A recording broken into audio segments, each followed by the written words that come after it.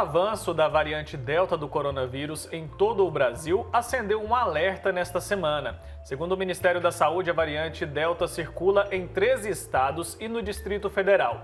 A gente vai entender melhor essa situação com o Dr. Cláudio Mairovich, que é sanitarista e coordenador do Núcleo de Epidemiologia e Vigilância em Saúde da Fiocruz Brasília. Doutor, ótimo dia para o senhor, seja muito bem-vindo ao nosso programa.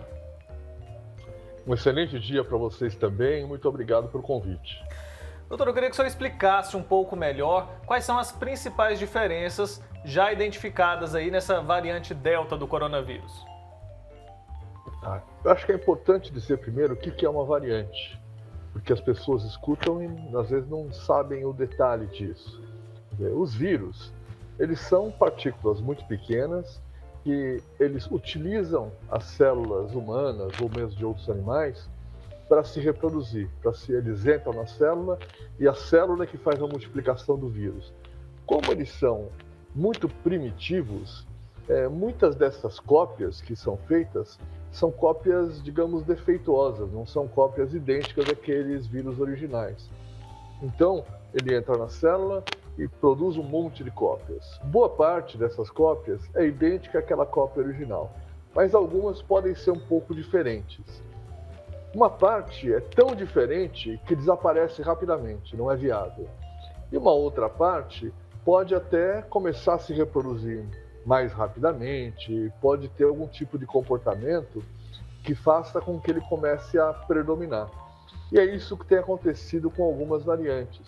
Quer dizer, quando começa a predominar, passa de uma pessoa para outra, então aquilo que era uma cópia defeituosa passa a ser, então, uma nova linhagem do vírus, uma nova variante, portanto. Se ela for mais poderosa, se reproduzir mais rapidamente ou resistir mais à nossa imunidade, ela começa a se reproduzir com mais facilidade do que a variante original. Por isso nós vamos tendo essa transição. Começamos com uma variante original que veio da China, depois surgiu a Alfa, elas ganham o nome de letras gregas. Então a Alfa na Inglaterra, a Beta na África do Sul, a Gama aqui no Brasil, a Delta na Índia, e já temos a Lambda que surgiu nos países andinos ali, no Equador, no Peru, no Chile. Nesse momento, o mundo está muito preocupado com a variante Delta, porque ela se reproduz tão mais rapidamente do que as outras, que ela começou a predominar em quase todo o mundo. E aqui no Brasil nós estamos também neste caminho. O grande problema é que, como ela se reproduz mais rápido, ela também se transmite mais facilmente de uma pessoa para outra, e por isso é mais importante ainda que a gente tome todas as medidas de precaução. Certo. Doutor, bom dia para o senhor. Em relação aos sintomas, tem muita diferença também dessa variante Delta? Os sintomas também são mais fortes do que aquele vírus comum, que era o anterior? Olha, não dá para diferenciar as variantes pelos sintomas. A infecção pelo Covid, ela tem variações de uma pessoa para outra. Tem gente que tem muita tosse, uma infecção mais séria do sistema respiratório, pode desenvolver uma pneumonia. Tem pessoas que logo no início ficam sem sentir o gosto, sem sentir o cheiro das coisas. Outras têm diarreia. A maior parte das pessoas tem dor de cabeça, dor no corpo, algumas têm febre, outras não. Mas isso acontece com todas as variantes. Não dá para dizer que uma vai ser diferenciada da outra pelo tipo de sintomas. E também, até esse momento, não se percebeu nenhuma alteração na gravidade dos sintomas. Então, este não é o maior problema. A grande questão é que ela se espalha mais facilmente. Explica pra gente por que ela se espalha mais facilmente. Qual a diferença que ela tem daquele vírus original que faz com que ela tenha essa característica? Essas diferenças, elas são observadas assim, numa forma microscópica. Quer dizer, uma pequeníssima molécula que não dá nem para ser observada, isso é analisado por técnicas laboratoriais muito específicas, sofre pequenas alterações. Principalmente aquilo que vê ali, apareceu agora há pouco a imagem do vírus, cheio de pontinhas. Então um pedacinho daquela pontinha muda um pouco. E isso pode mudar as características do vírus. Neste caso da variante Delta, ele se reproduz mais rápido. Qual é a consequência disso? A pessoa que tem infecção, ela vai ter uma quantidade maior de vírus nos lugares que ele infecta, principalmente no aparelho respiratório, do que uma pessoa que tem infecção com outras variantes do vírus. Como tem essa quantidade maior, a pessoa, ao respirar, ao tossir, falar, cantar, gritar, orar, ela elimina uma quantidade maior de vírus do que a pessoa que tem a outra variante. Por isso é mais fácil a transmissão para quem está por perto, para quem está no mesmo ambiente. Doutor Cláudio, em relação às vacinas, elas são eficientes também, eficazes aí para essas variantes? Ou vai ser preciso desenvolver novos imunizantes para essas variantes? Todas as vacinas foram desenvolvidas sendo testadas na variante original. E, ao longo do tempo, conforme foram surgindo outras variantes, vários centros de pesquisa foram desenvolvendo novos testes para ver se elas funcionam contra essas novas variantes. Das informações que nós temos até agora, existem pequeníssimas alterações ali, funciona um pouco melhor contra uma variante, um pouco pior contra outra, mas as vacinas que estão sendo utilizadas no Brasil, todas aparentemente têm uma boa eficácia, ou seja, funcionam bem também contra a variante Delta. Tá certo. Então é importante, né, doutor, a gente esclarecer, deixar isso de forma bem limpa para as pessoas que estão nos acompanhando, que vacinar a maior quantidade de pessoas no menor tempo possível é fundamental para evitar que esse vírus continue mudando, né? Explica para a gente um pouco como funciona essa cascata. Por que é tão fundamental que as pessoas se conscientizem e procurem aí a imunização completa? Você tocou num ponto importante, inclusive, essa questão da velocidade. Quanto mais tempo a gente demora para agir, mais o vírus se espalha, mais gente vai sendo afetada e aí fica mais difícil de controlar depois, além, é claro, daquelas consequências diretas de quem ficou doente, porque algumas pessoas vão ter doença mais grave, algumas vão ser internadas e algumas, infelizmente, podem morrer da doença. Então, nós deveríamos, desde o início, ter tomado já medidas muito fortes para restringir a circulação de pessoas, para manter umas pessoas longe das outras, para evitar qualquer tipo de aglomeração, qualquer tipo de evento, porque são as situações que facilitam a transmissão do vírus.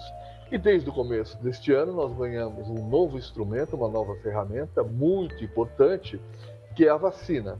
A vacina, ao longo do tempo, especialmente depois da gente superar esta fase tão explosiva da doença, deverá ser a principal ferramenta para o controle do coronavírus. Mas para isso é importante que todos aqueles que já foram chamados para se vacinar tomem a primeira dose, tomem a segunda dose na data que estiver agendado ali no posto de vacinação e mantenha todos os cuidados mesmo depois de tomar a segunda dose. Porque a vacina, ela não funciona exatamente da mesma forma para todas as pessoas. Ela funciona dando mais proteção para umas do que para outras, mas todos ficarão mais protegidos contra as formas graves da doença. Na medida em que todo mundo se vacina, isso vai diminuindo a circulação do vírus. Por quê? Mesmo que a vacina não evite a condição que a pessoa fica infectada, provavelmente ela vai ter, se tiver a doença, vai ter uma doença muito leve e por isso ela vai eliminar uma quantidade menor de vírus. É muito provável que, caso a pessoa tenha infecção, ela nem perceba se ela estiver vacinada. Então ela vai eliminar uma quantidade muito pequena de vírus, porque ela não está tossindo, não está espirrando, então ela espalha menos. Quando uma proporção muito grande da população estiver vacinada, a circulação do vírus diminui muito, de forma que mesmo aquelas pessoas para quem a vacina talvez não tenha funcionado tão bem, estarão mais protegidas. Então a gente tem que continuar agora acelerando na vacinação. as faixas etárias estão cada vez atingindo a população mais jovem, isso é muito importante, mas ninguém que tem a possibilidade de ser vacinado deve deixar de ser vacinado assim que for elegível. E também ninguém deve se descuidar e perder a data da segunda dose. Claro, e importante também, como o senhor disse, né, continuar com os cuidados, mesmo quem já tomou a segunda dose, né, porque ela pode ter a doença ali, sintoma leve, mas ela pode, né, transmitir esse vírus, mesmo com sintoma leve. E, doutor, explica pra gente qual que é a preocupação quando, né, se uma parcela da população aí se nega a se vacinar. Então, nós vemos isso acontecer em alguns países. Felizmente, no Brasil, existe uma consciência muito grande quanto à importância das vacinas. Embora nos últimos anos tenha havido um pouco de problema, as coberturas vacinais, quer dizer, a quantidade de vacinas da rotina, não de Covid, que são administradas tenha baixado um pouco, ainda assim nós temos uma tradição enorme disso, temos o maior programa de imunizações público do mundo. Então, nós temos essa cultura, acreditamos nas vacinas, o que é muito positivo. Agora, em outros países, por exemplo, nos Estados Unidos, existe uma parte da população que não tem informação adequada, apesar de ser um país muito desenvolvido, é um país muito heterogêneo. Tem gente com altíssimo nível de informação, que conhece muito de ciência, mas tem gente que faz questão de ignorar. Então, a vacinação lá, que começou muito rapidamente, deu uma estacionada. E com isso, nós estamos vendo lá um novo aumento importante do número de casos. Quando já se imaginava que a epidemia estava controlada, começou novamente a aumentar o número de casos. Tanto porque a vacinação perdeu velocidade, como porque houve um excesso de confiança. Com essa sensação de que agora todo mundo pode se vacinar, as medidas preventivas foram sendo relaxadas. Então, as pessoas pararam de usar máscara, voltaram a frequentar lugares que têm aglomeração, especialmente lugares fechados, e a transmissão está novamente num ritmo muito elevado. E é isso que pode acontecer aqui. Já aconteceu 2 vezes de que aumentou lá e algumas semanas depois aumentou aqui, porque nós fizemos exatamente os mesmos erros que eles fizeram. Isso aconteceu na metade do ano passado, aconteceu no começo desse ano. E do jeito que está indo a coisa, todo mundo relaxando muito aqui, retomando atividades que aglomeram pessoas, a gente corre um sério risco de ter um novo aumento aqui agora no comecinho de setembro, meados de agosto ainda. Pois é, né, doutor? Os especialistas estão alertando para isso. Então, acho que a gente tinha que aprender a olhar lá para fora, né? Ver os exemplos, os bons e os maus, né? Repetir aquilo que deu certo lá fora e evitar, né? E não cometer os mesmos erros aqui. Acho que isso é fundamental. Agora, uma dúvida que eu tenho com relação aos imunizantes, acho que outras pessoas também devem ter, é com relação à distância entre a primeira dose e a segunda. Alguns imunizantes têm ali na bula original a indicação de que essa segunda dose seja tomada ali, às vezes, 30 dias, 60 dias. Mas aqui no Brasil, o prazo que está sendo estipulado é de 90 dias. Essa diferença não dá algum problema? Não pode diminuir a eficácia da vacina? Existe uma elasticidade e uma variação de uma vacina para outra. Das vacinas que nós estamos utilizando no Brasil, aquela que tem um prazo diferente é a Coronavac, a vacina produzida pelo Instituto Butantan, que dá um prazo de 3 a 4 semanas entre a primeira e a segunda dose. As outras vacinas nos dão um prazo de até 12 semanas. Então, a partir deste período, não há problema, ela funciona bem. O que a gente não pode é antecipar e tomar com um intervalo menor do que aquele que é descrito na bula. Quando o intervalo é maior, a vacina funciona bem, inclusive esperar um pouco mais do que aquele mínimo pode até fazer com que a vacina funcione melhor, dá mais tempo de o organismo reagir à primeira provocação, que é a primeira dose, e ficar pronto para reagir novamente à segunda provocação, produzindo ainda mais anticorpos e preparando melhor, de uma forma ainda melhor, as suas defesas. Então, as unidades de saúde, os postos de vacinação, estão bem orientados em relação a isso. O importante é seguir ali, é que não se tente antecipar a vacinação quando isso não é indicado para aquela vacina. Então, no caso da Coronavac, de 3 a 4 semanas. No caso da vacina da Pfizer, existe uma necessidade maior, entre 1 mês e 12 semanas, e da AstraZeneca, entre 8 e 12 semanas. Certo, doutor Cláudio, e tem muita especulação também sobre uma possível necessidade de terceira dose. Parece que, inclusive, alguns países já estão adotando, mas a OMS aí recomenda que não seja aplicada até que o mundo tenha uma cobertura maior, né? Qual que é a possibilidade disso? Quais são os estudos em relação a essa possível terceira dose? Bom, a doença é nova, as vacinas são novas, nós estamos aprendendo com o tempo. Nós ainda não tivemos, por exemplo, o tempo suficiente para saber quanto vai durar a imunidade.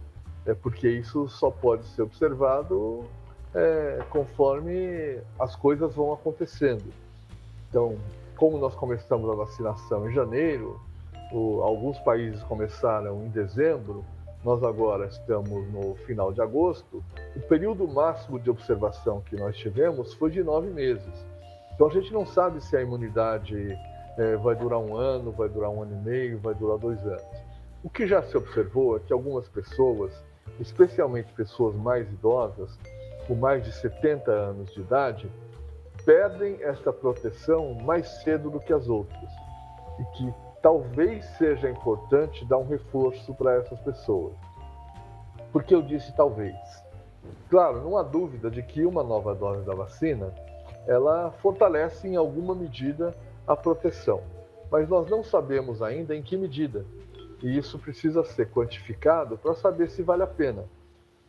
Especialmente quando a gente ainda tem uma escassez de vacinas. Por enquanto, no mundo inteiro, nós ainda não chegamos, ou mal chegamos, a 30% das pessoas vacinadas com uma única dose.